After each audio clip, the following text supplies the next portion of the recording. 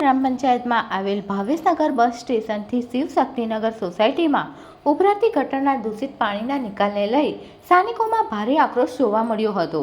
ભરૂચની 40 ગ્રામ પંચાયતમાં આવેલ ભાવેશનગર બસ સ્ટેશનથી શિવશક્તિનગર સોસાયટીના સ્થાનિકો ગટરના દૂષિત પાણીના નિકાલને પગલે હેરાન પરેશાન બન્યા છે।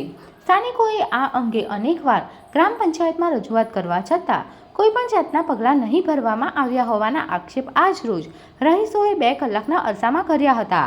ભાવેશનગરમાં 6 ફૂટ અને શિવશક્તિ સોસાયટીમાં 4 ફૂટ ઊંડાઈ છે, જેના પગલે અવારનવાર સમસ્યા ઉદ્ભવી રહી છે।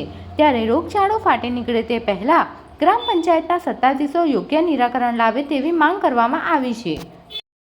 આજ રોજ શિવશક્તિનગર સોસાયટીના હું પ્રમુખ છે અને પંચાયતી માળખાના જે તમામ અહીંયા આગળ સભ્યો છે અને જે અહીંયા આગળ જે તમામ લોકો છે એ ગટર લાઈનનો પ્રશ્ન લઈને જે પ્રમુખો છે એકત્રિત થયા હતા અને એના અનુસંધાનમાં પંચાયતમાં અમે લોકો આજે રજૂઆત કરી છે। ગટરના જે વારંવાર ઉભરાવાથી અને જે ગંદા પાણીનો જે રોડ પર નિકાલ થાય છે એને ધ્યાનમાં લઈને પંચાયતી માળખામાં રજૂઆત કરી છે।